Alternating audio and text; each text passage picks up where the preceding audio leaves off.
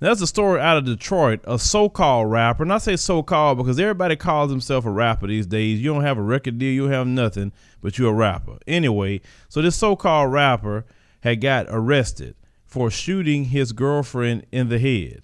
Now, no one knows what transpired, but the police end up charging him for this crime. Now, I want you to watch the circumstances of this story, and I want you to pay close attention to his family and what they say. Let's go roll the clip. It's just a big accident.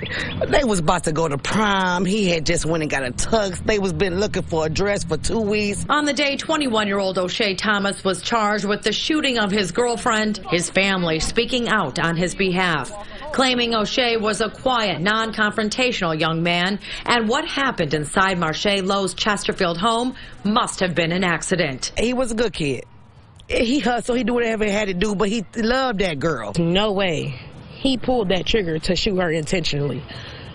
Like, no way. And then they said was it like a Smith & Wesson gun, which is no safety on the gun, which is like anybody can easily tap that trigger. Like, I Googled it. Those guns are easy. You don't even barely have to pull the trigger for that. Well, why should he have guns in the first place? That's true. O'Shea, who his family claims makes his living as a rapper, portrays a much different image on his public Twitter page. Pictured several times holding multiple guns and stacks of cash. They rappers. They not real guns. Guns that they be having, they're not real. Some of the money don't be real. Some of it do. But that's not saying that he a mass killer, he a criminal, he a drug dealer. Those guns that they have up in those videos, false. Like, no, it's fake. What about the stacks of money? No, that could be fake too. But the gun used to shoot Marche certainly wasn't. At first, her boyfriend lied, claiming the 17-year-old was shot by a white man with a buzz cut. Police quickly figuring out the truth. His uncle, who didn't want us to show his face, says he talked to O'Shea that night. He was scared. It's a freak accident, you know. He called his family members. You don't know what to expect. Like, that's the person that you love. You don't want to go to jail, but you want to get her help. I feel so sorry for the family. My prayers go out to y'all. And accidents do happen. Now, did you see this family in this situation? They were just straight defending him and not having no facts at all. Just defending him. I don't care if I'm your friend, we are family. I'm not going to just come out and defend you until I get all the facts of everything that happened, because I don't want to look stupid and have to eat crow for defending you when you was totally in the wrong. Now, it was quite funny to me how his auntie said, he was a good kid. He hustled, he do whatever he had to do, but he loved that girl. What you mean, hustling? Because usually when we know what is hustling, we ain't talking about a 9-to-5 or entrepreneurship. We talking about that street pharmaceuticals. That's usually what the hustling is around that kind of area. Is that what you mean, Auntie? Streets pharmaceuticals? That's what he doing? Because the way he presenting himself, according to what I'm looking at, he don't look like he a type of person that's going to a 9-to-5 or a 12-hour job or whatever kind of job he's going to do. He look like he's hireable material. Well, so he on social media with guns, money. You saying it's fake. How do you know it's fake? Were you there? Did you hold it? Did you see him buy the counterfeit stuff? I mean, you putting out all kind of information. So talking about the gun and it don't have a safety. I'm like, yeah, you know a lot about the Smith & Wesson, don't you? Obviously, you probably over there with him with the guns. But we know for sure that the gun that shot that young lady wasn't fake. And this is why I say to young ladies and even women in our community, leave the thugs alone. If things like this can happen, there was reports that he was being abusive to her. And these guys ain't worth it. They're not. Because if they don't do something to you, something could happen to you because of them. There's been many women in our community has been killed because of some beef that this guy had with someone else that's out there on those streets. It's nothing productive comes out of that.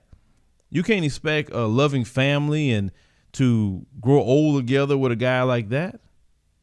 He's not family material, because he's not going to last long, because they're building prisons for him every day. Jeff Sessions want to put all the black men that he can in federal prison, private prisons at that. Just giving them a reason to.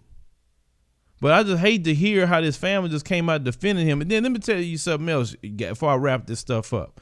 I posted a story about maybe a month or two ago. And you remember, as out of San Antonio, another so-called rapper. And you remember he did the perp walk and he was talking about buy his mixtape. I don't know if you remember that video that I posted. I checked my email the other day and his mother is going to email me. So she's told me that she would like to talk to me about the video. So I told her, I said, well, hello, do you have any new information about the case? Or maybe she want to pass on some information that I didn't know. Maybe I can update. She said, no, I just want to talk to you because you don't know much about the case. And I'm like, okay, last time I checked, he was charged with capital murder for killing another black male. That's the last time I knew. So I told her, what is it she wants to discuss if it wasn't about the case? No, I just need to talk to you. And I said, okay. I said, I've been down this road before. So I said, you know what? Look, email, and I gave him Kellen's email. Email him. Y'all can hash that out. I'm not even wasting my time talking to you because you ain't going to call me like that. You don't call CNN when they do stories on you. You don't call MSNBC, Fox, or any other people when they do stories on you. Why do you think you're going to have access to me? It's just not going to happen. You need to get mad at your son for doing the things that he done. Don't be mad at me for reporting what your son did. There's also had another person, son did the same thing. Not killing, but it was in a school, called the teacher the N-word. The teacher slammed him down because of it. She didn't like my commentary. She was emailing me almost a year about the situation. And I went so far to tell her, look, if you want to talk that bad, let's come on the show because you won't just let it go. I mean, this is the thing. When your kids, adults, or younger do things and it's in the public and we report on it, it is what it is. Don't get mad about it. That's the only thing I can say. Don't tell me and stalk me over a year because of a news story. I'm just want to put that out there because I'm 9 times out of 10, I'm just not going to answer you, not at this point anymore. I'm going to shift you to somebody else because I ain't got that kind of time.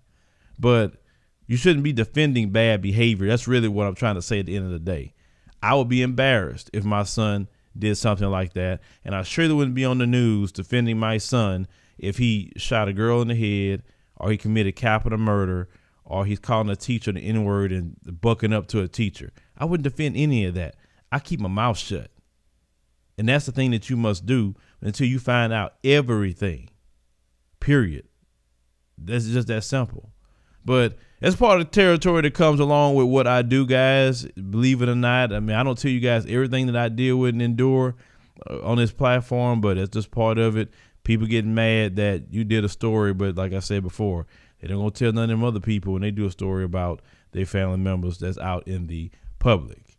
Make sure you check out the Teespring store and purchase merchandise to support the show. We have many different shirts. We have a mug. There's different things, and anything that you don't see, let me know. We'll try to get it added to the Teespring store. Also, join us on Patreon for a minimum of $2 or $5 per month. We have a lot of things going on there. We feature the interviews over there first, different exclusive videos talking directly to the Patreon members. We also let you vote on certain actions that's going to happen on the channel. So make sure you join us on Patreon. Leave me a comment. Let me know what you think about this particular story. Share the video, like the commentary, and subscribe on news stories.